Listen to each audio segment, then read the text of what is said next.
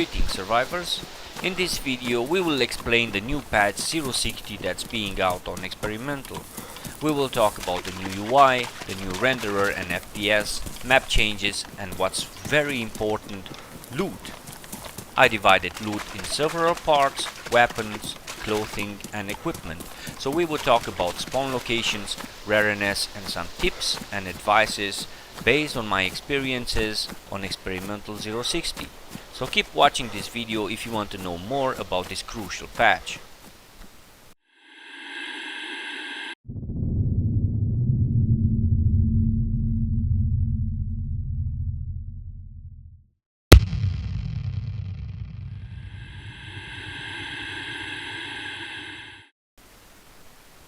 I have added links to all those important sections of the video, so if you're not interested on, for example, new UI, then just click the section that interests you and you will be immediately redirected to that part that you want to see. But I recommend checking all the video because all the info is actually important. What gun is that? Before I begin, wanted to also say that all this is experimental for the moment and thus it's subject to change. So when the patch will hit a stable version of the game, if the changes are significantly different, I will create a new video with those changes or make an entirely new one. Until that, you can take this information as trustworthy. Okay. Let's take a look first at the new UI that all of you have seen in videos or in the game if you had a chance to join an experimental server. It's simple and quite self-explanatory. It's basically made of 5 main parts. The inventory, called equipment, on the right side supports different functions like inspect, items can be taken into hands, container can be closed for better overall view or open for individual view. Also allows the drag and drop function. The vicinity on the left side is quite simple, allows drag and drop, inspect, and the more items you have on it, the more it will get bigger, expanding to the bottom. The hands part is also simple. Items here can be placed by drag and drop and by clicking the quick access buttons. Works okay, but lags sometimes, probably due to server lag or too much amount of players. The quick access buttons, like in the old version, are placed below the hands part and can be used to quickly equip a weapon / item when the server doesn't lag, or to reload weapons with individual bullets or with mags. The character section with player stats and an awesome view to your actual survivor allows rotating and zooming your character. The player stats are accurate at the moment and provide you info about your actual status. The healing status is not available for now. It will maybe be added in the future. The UI doesn't look finished yet in my opinion, but it's simple, easy to use and has most of the functions that the old one had. Drag and drop works fine, you can inspect items, rotate and zoom your character. It still needs to be polished and it will be. There is an important bug that needs to be mentioned here. Sometimes after you drop an item to the ground, it becomes invisible for the UI, but you can actually see it on the ground. Here is how I solved it. Empty your hands and right click the invisible item, then take it into hands and it should work. Hopefully the guys will see this video and correct this issue. I must say the devs did an amazing job with the new renderer. Now we have double or triple more FPS than before with this new Infusion engine, although it's not finished and not complete yet. The fog looks awesome, the graphics as well, but there is still work to be done here. Don't want to spend too much time here. Tweaking the graphics is something that everyone must try and see personally. It depends on what PC you guys have, but I will probably do an FPS guide in the future, so stay tuned on that. The map has changed a lot in this patch. The guys have added new locations like for example TC military base. The city of Chernogorsk, it's different now. Tulga has an awesome chairlift system. Elektrozavodsk is not like we used to know it. The village of Staroye is one of the beautiful villages in the game now. Showing all those map changes in this video is making it too long, and it will require a lot of time. That's why I have added only some screenshots and some short footage with those changes, because we want to keep this video as short as informative as possible.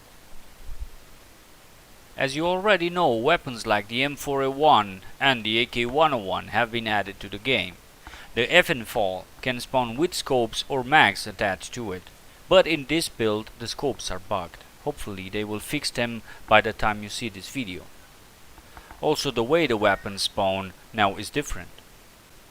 Weapons can spawn with some attachments to them now, and or with the mag. The weapons without mags won't have ammo inside, like for example the Winchester or the Blaze, renamed P95 now. The new reflex sight spawns at crash sites and shows a red dot if a battery is attached to it. You can actually see the red dot even if you don't aim down sight. Magazines spawn with some ammo inside, always pristine, and ammo packs and packages can spawn damaged, worn or pristine. It is not recommended the use of damaged ammo, but it will still work. They have also increased the probability of weapon jamming from 2 to 10% from what I've heard, which in combat situations is very frustrating. It happened to me so many times during the experimental. Personally, I think it's not okay when those jamming occur even if your weapon and mag are pristine, but we should understand that they are testing some features and hopefully these will change. Devs, keep in mind that weapons from the AK family, for example, are very reliable and almost never jam in real situations. Where can the weapons be found? AK family assault rifles spawn in military locations, most of the time in the military tents, new barracks and officers' tents. AKs can also be found by Russian crash sites. The M4A1 can also be found in military compounds and at crash sites, I think only at US helis. The SVD spawns not only at Russian choppers, it can also be found in military bases. The FN-FAL and the UMP can only be found at US crash sites, same as the reflex sight. Attachments and mags for all these weapons can be found in the same military bases, except UMP and FN-FAL mags that only spawn at helis. The PSO is very common now and spawns also in the tents. Sniper rifles spawn in the already known spawn locations, houses, deer stands, cars. The CR also spawns in tents now, and they can spawn with hunting scopes attached. You should know here that the Winchester ammo is very rare and can spawn in hunting clothing or in houses, deer stands or green guardhouses. FNX spawns in the tents as well, also the mags and attachments, Glock and mags in police stations, and I think also in the tents, I'm not sure of this. M1911, P1, Red 9 and Magnum can also spawn in houses and green guardhouses. Regarding clothing and equipment, USMC outfit spawns in military bases like the assault vest, but the assault vest can also be found at crash sites.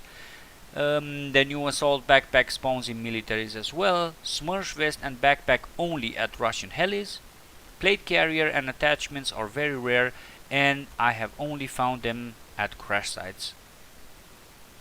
You should know that Russian helis cannot be seen until you approach to about 100 meters.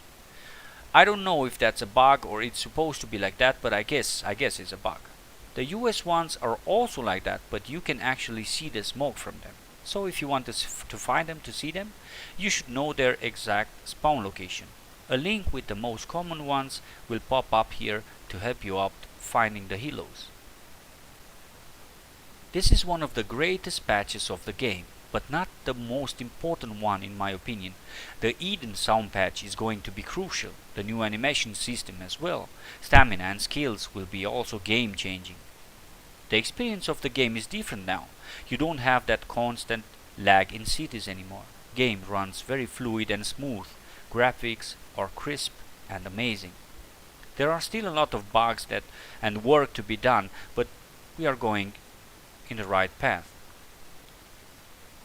In the name of this great community, I want to thank the devs for the job they did and encourage them to keep on working and fix all those remaining bugs. Also remembering them that there are still some huge issues in the game that weren't discussed so much. Duping and gamma. These things need to be solved in order to make this game even better.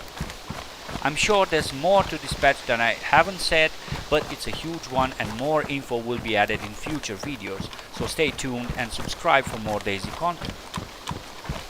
Thanks for watching this video, thank Unique for helping me out with the content.